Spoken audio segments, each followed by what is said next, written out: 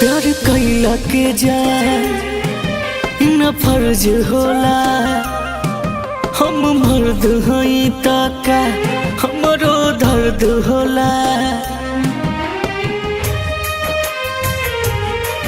प्यार कैला के जाए न फर्ज होला। हम मर्द हई त का हमरो दर्द होला। दिल के पिजड़ा से हम के आजाद कैलो हो। नया बात कैलो जाए बर्बाद कैलो हो। नया बात कैलो जाए बर्बाद कैलो हो।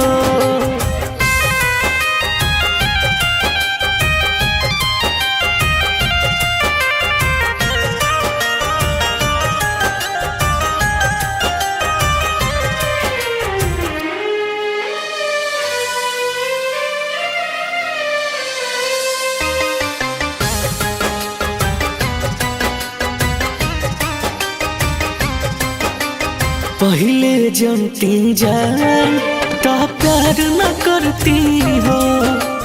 याद में तुहरा हम बार बार न मरती हो। पहले जानती जान ता प्यार न करती हो। याद में तुहरा हम बार बार न मरती हो। जान कहिलो न पहिले आज कैलो हो। नया बात कैलो जाए बर्बाद कैलो हो। नया बात कैलो जाए बर्बाद कैलो हो।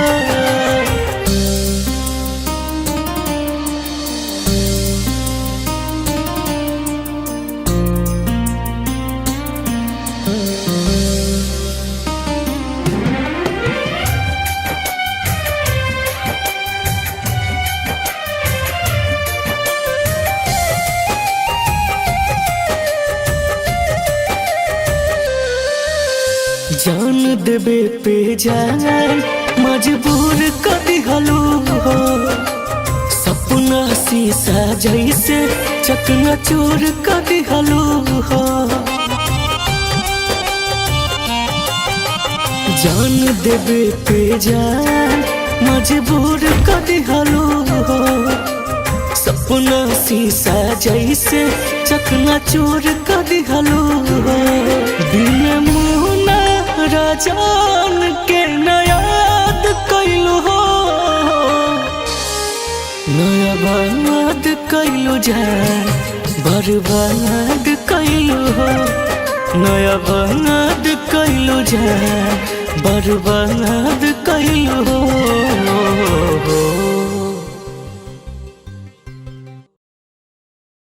नया बात कैलो जाए बर्बाद कैलो हो। नया बात कैलो जाए बर्बाद